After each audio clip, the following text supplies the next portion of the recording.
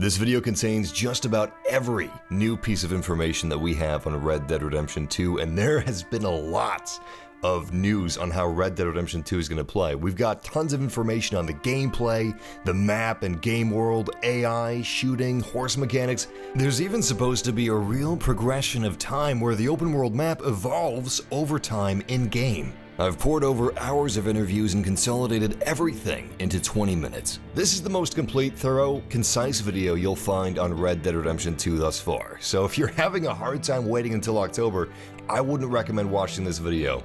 Now, Rockstar hasn't released any new gameplay footage outside of the new trailer.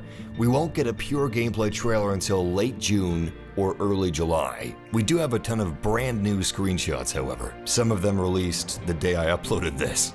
But if you're interested in what unbelievable things Rockstar is doing with Red Dead Redemption 2, it's truly worth watching this video. During the development process, they have consolidated all of their studios into a single team spanning the globe. So previously, we had games from Rockstar North or Rockstar San Diego. Red Dead 2 will be presented as a Rockstar Games production, a global effort. They've also been developing a new AI for 6 years, and it doesn't just affect how clever enemies can be in combat, but instead it opens up countless new possibilities within the game's world. They're trying to deliver genuinely organic, emergent gameplay through more authentic interactions with both the game world and the NPCs that live within it. But we'll go deeper into that later. Since we have so much new information, I'm going to break it down in sections. Gameplay, gunplay, and AI, horse mechanics, the open world, and story, camp, and characters. Of course, there won't be any spoilers. Gameplay and gunplay. This is gonna get really interesting. So, duels are back. We can find prostitutes in our gang's camp, and Arthur Morgan can... He can interact with them. That's what they wrote down. They wrote down interact. They haven't confirmed any swimming mechanics. There's no info yet about difficulty levels. The aiming system feels similar to GTA, but the developers confirmed new control mechanics, so gunplay feels more mature and with appropriate weight in comparison to previous Rockstar games, which is very exciting. Apparently the gunplay should feel really good and be really addictive. You know how the gameplay in a game like God of War or the gunplay in Doom is just... I often find myself wanting to play those games just because I enjoy the gameplay so much, the open world and story and all that stuff aside. This next part is really important and it kind of defines what they're trying to do with gunplay. The way you finger your trigger determines what you do with your revolver. For example, pulling back the trigger on your gamepad and not letting go just raises the revolver's hammer. Only when you let go of your controller's trigger does the hammer drop and fire a bullet. Mashing the trigger will fan the hammer, akin to what you see in westerns. This seemingly simple mechanic makes the firing process way more involved and should open up a myriad of gameplay possibilities during shootouts. Another new gameplay mechanic allows you to shoot a whole magazine in a few seconds without deadeye. Weapons can be upgraded and hopefully customized with different etchings and grips. I'd love to be able to piece together my own custom revolver, maybe the ability to choose how I wear it as well, you know? With various holster configurations, maybe cross-draw, stuff like that. And maybe those things could also affect the stats, like how fast you draw your weapon or maybe a different barrel on a different revolver, conversion revolvers, for different ammo types. Weapons can be selected via a weapon wheel, apparently, although some weapons will need to be stored on your horse because Arthur himself has limited space. There is a kill cam system that highlights particularly cool kills in slow motion, a feature that you can probably toggle off. Now this next part deals with a lot of the innovation they're doing for the gameplay aspects of an open world, an aspect I usually find quite drab and boring. It's hard to make an open world game fun. It's usually just a big empty area with some very predictable things that you can do. There's no sandbox whatsoever usually. But Rockstar says, with GTA 5, we realized a gigantic and immersive open world, but with Red Dead 2, we wanted to go even further, to be able to touch things, to be able to pick up anything, to interact with those things, to interact with characters or animals. We wanted to do more, to fuel other ideas, to propose something really new. So we rewrote entire sections of our engine from scratch, working more consistently on an aspect that for too long had been stuck on standards a bit outdated: artificial intelligence. As part of Rockstar's efforts to make the game world more alive, Arthur can talk and interact with every single NPC that he can meet in the game world. Although you can't always choose exactly what to say, you can select Arthur's attitude towards them. When pressing the left trigger and talking to an NPC, the background will blur a little bit, and some dialogue options will appear, giving you the option to threaten them or use other means to compel the NPC. Of course, all this is context appropriate. It all depends on what the situation is that you're in. Walking around NPCs and some enemies with your gun unholstered will unsettle them, whereas it being holstered will yield a more friendly or passive response. You can also rob people by intimidating them with an unholstered weapon. Also, the honor system is back and it's more advanced. Now, moving on to some of the things that you can do in the world. Robberies, for example, aren't limited to main missions. Small-time robberies are a thing, similar to gas station robberies in GTA 5, but way cooler and more elaborate. You can choose to either rob solo or bring on gang members to help, some of which have unique perks or abilities, not unlike the recruitment system in GTA 5's heists. A female member of the gang, for example, can play the role of a lost, scared woman, or a sleazy harlot as a distraction. It's implied that there's a lot of different choices to make in these robberies, and this also tells us that the gang isn't useless outside of story stuff. Depending on the severity of the robbery or how well you did in keeping things quiet, you could draw a lot of attention to yourself and end up in a full-blown shootout. The fact that you can actually utilize your gang members in a bit of a multiplayer fashion is absolutely fantastic. Poker is returning. It's not confirmed, but blackjack and liar's dice will probably return as well. Animals also benefit from the new advanced AI. They'll hunt and scavenge prey or animal corpses left out in the open. Whatever animal corpses you leave when hunting will rot, and the smell will attract predators or scavengers like vultures. Obviously, hunting and skinning are back, and this benefits from the new AI as well. If you happen to shoot a deer in the shoulder with an arrow, they'll struggle, limp, and leak a trail of blood from their injury that you can follow to finish them off. Depending on the weapon you use, the value of the corpse and skins will change. Arrows deal cleaner kills and fetch good money, while a shotgun nets a messier body and less money. Likewise, cannibals will pay more money for cleaner arrow-killed human corpses. You can skin animals after killing them or haul the corpse onto your horse and ride them back into town to sell. You can also whistle to attract or distract animals and people. Arthur can be customized. It looks like a clothing system similar to GTA 5 is in the game, instead of outfits like Red Dead Redemption. This is also implied by the fact that you can lose your hat in a shootout and have to buy another one. Also, sometimes Arthur's clothes may change depending on the mission requiring it to. It looks like you can customize facial hair. In this screenshot, Arthur has got a beard, or it's possible that they've got a system where eventually, over time in-game, Arthur's facial hair grows out, and you have to have it trimmed by a barber. Probably not, but that would be pretty cool. Here's an example of how the game works in general. This is an excerpt from the gameplay demo, and it really highlights what makes Red Dead 2 different from other open-world games, or really any games in the past. This is the kind of stuff that I was expecting from Next Gen. The whole gameplay demo contained no cutscenes, they were in control the entire time, but apparently it felt very cinematic and narrative-driven nevertheless, which seems to be another key focus: player control.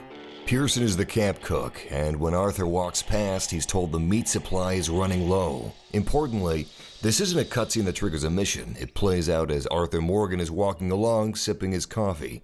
That's the case with almost every interaction we saw throughout the demo. The camera doesn't cut away, instead keeping you at the heart of the action with interactions triggered through a combination of proximity or Arthur choosing to continue the conversation. As a result, it felt Arthur Morgan had a choice. He could ignore Pearson's plea and talk to someone else, but in this instance, he agrees to help. Choices aren't just made at a high level either. You'll be presented with decisions every step of the way, and how you act determines the reaction you get back. When Arthur exits the camp and rides his horse along the dirt track, You'll soon meet other people. Much like real life, they're a mixed bunch. Some are pleasant and polite, others are less welcoming. You have complete control over how Arthur acts in the world thanks to a sophisticated interaction system represented by a number of choices displayed in the bottom right-hand corner of the screen, such as greet or antagonize. These dynamically change depending on a number of factors, including where you are, who you're talking to, choices you've made previously in the interaction, and so on. Apparently, even though most of the HUD was switched off for the demo, it was still obvious how much freedom you're given as a player. How Arthur Morgan presents himself has a similar effect. Travel with your gun holstered and you'll likely get a warm reaction, but carry it in your hand and passers-by react more severely. Bandits and lawmen will retaliate aggressively, challenging Arthur and even drawing their own weapons, while ordinary civilians might cower and ask you to put the weapon away. And if you raise and point a pistol in someone's face, expect their reaction to be more extreme still. There are other factors that impact the response you receive. A farmer didn't take too kindly to Arthur riding close to his land, telling him to move on in no uncertain terms. Likewise, a lone traveler resting against a fallen tree trunk is similarly wary when you trot past at dusk. So the game is supposed to have a continuous camera, not different angles and shots. So I'm guessing that you can watch everything from one single camera angle. I'm hoping it's going to be like the one-shot, one-take angle in God of War, where you didn't have any cuts at all in the game. I felt like that worked out really well for God of War. Before we go over the open world elements and the importance of the story, camp, and characters, let's talk about the horses, because the horses are a big part of the realism in GTA 5. Your horse serves as a mini-hub for various activities, which aren't clear yet, but horses are far more important now. They're not just fleshy mopeds. You can bond with your horse over time, which makes them steadier, less likely to be scared from explosions, gunfights, or dangerous animals, and it can allow them to carry more ammunition or animal carcasses for you. There is a limit to what the horse can carry, as they don't have magical endless pockets. You'll need to get the Walgreens exclusive Unicorn pre-order bonus for that, but you care for your horse by grooming and feeding it, and by calming it when it's agitated. It stays put when you dismount, so you'll have to be nearby the horse to call it, and as you grow a bond with your horse, it gradually responds better to what you want it to do, makes it more relaxed, carries more shit. Now, your horse can get injured, and you'll usually have a chance to save them with medicine. I'm assuming there are things that could kill your horse outright, maybe dynamite. The medicine probably isn't a magical potion. So yeah, you'll need to look after your horse. If it dies, you'll have to start the bonding process over again with a new horse. Also, some of your weapons will be stored on your horse. They suggested you'll have a limited player inventory where you maybe keep a rifle and 2 pistols on your person, but the rest is stored back on your horse. Since horses can carry weapons, ammo, and other items, I wonder if any of those are lost if you lose your horse or the body isn't recoverable. And it sounds like you have to trek all the way back to a town if your horse dies out in the middle of nowhere. Which actually sounds incredible, because it sounds like it could open up totally unexpected adventures if your horse just up and dies on you at some point. I wouldn't be saying that though if the world itself didn't sound so sweet. Horse breaking is back as well. You may want to sit down for this. Rockstar has said the game world is much bigger than its predecessor. How much bigger, they wouldn't say. But it's actually supposed to be the biggest and densest map in all of Rockstar's games. The map contains a variety of areas like the previous game, from swamps, deserts, to snowy areas, campsites, large, bustling towns.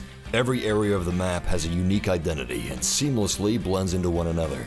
Everything is also supposed to be hand-sculpted. The environment has been described as a completely organic ecosystem never seen before in a video game. Foliage has been handcrafted and hand-placed. There's no shortage of wildlife, with frogs leaping beside riverbanks, ducks flying across the sky, abandoned, burned-down homes infested with bats. And there's tons of dynamic events going on throughout the entire map. At one point, during a gameplay demo, they spotted a bunch of people pulling up walls to build a ranch, to which one of the developers said, "Come back to this area after a while and you'll find this building completed and in operation." He also added, Red Dead Redemption 2's world is in some ways evolving, in which railways will be built and grow, connecting more settlements, and the towns will expand. So the game world features a real progression of time. That's some next-gen shit. Also, people may banish you from their property, unlike Red Dead Redemption where you could kill their livestock and sometimes they wouldn't even care. Sheriffs will... Actually, you know what? That might be kind of realistic because I wouldn't fuck with somebody that was killing my livestock. I mean, you gotta have some balls. You gotta be seriously insane to go up and do some illegal shit like that. Anyway, sheriffs will randomly talk to you if they suspect you'll cause trouble, and they'll ask you to be law-abiding. Horses kick up dust, snow, or mud, depending on the terrain, and they also move differently depending on the terrain, appropriately. Trains carry weapons and can be raided. There's a bigger focus on interiors compared to previous Rockstar games, like taking things from drawers in homes, stealing from shelves in general stores, stealthily taking bags from train cars. The whole world should be more intuitively interactive. You will be able to interact with many props and items, and they'll react and work as you would expect.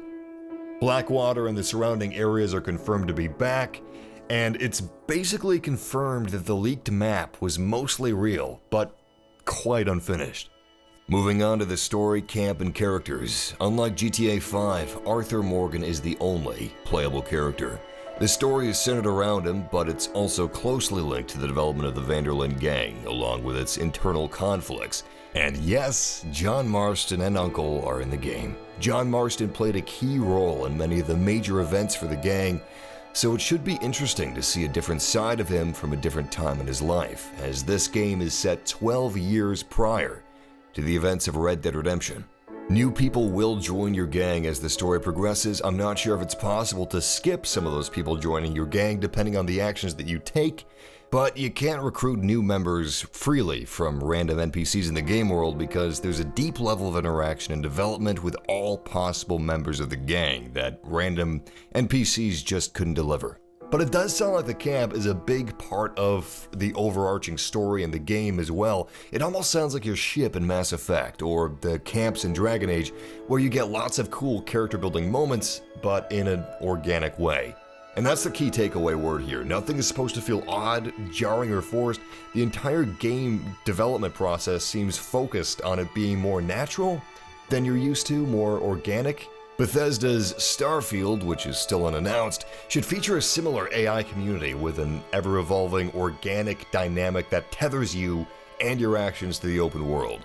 But back to Red Dead. The camp is your gang's home. It's a hub of sorts. You'd expect it to be static, kind of like Fallout 4 settlements, but it seems like it's anything but static. There's various things that you can keep up with that affect the gang and the game.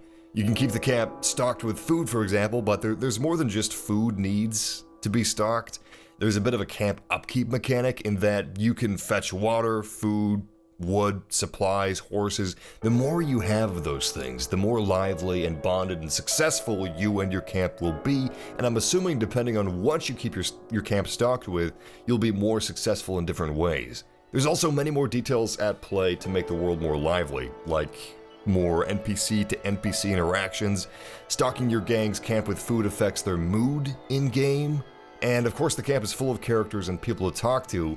Everyone has a job and a role, so some people will be sleeping depending on the time of the day and if their, duties are over or whatever. And that's everything we know on Red Dead Redemption 2. But if you enjoyed this style of video, I actually made a 34-minute video going as in-depth as possible, similar to this, on the top 8 games releasing in 2018 and 2019. I've got a link to that on the screen right now if you want to check that out, but yeah, if you enjoyed, I make a lot of videos like this, so like or subscribe if you want to see more. But until next time, take care.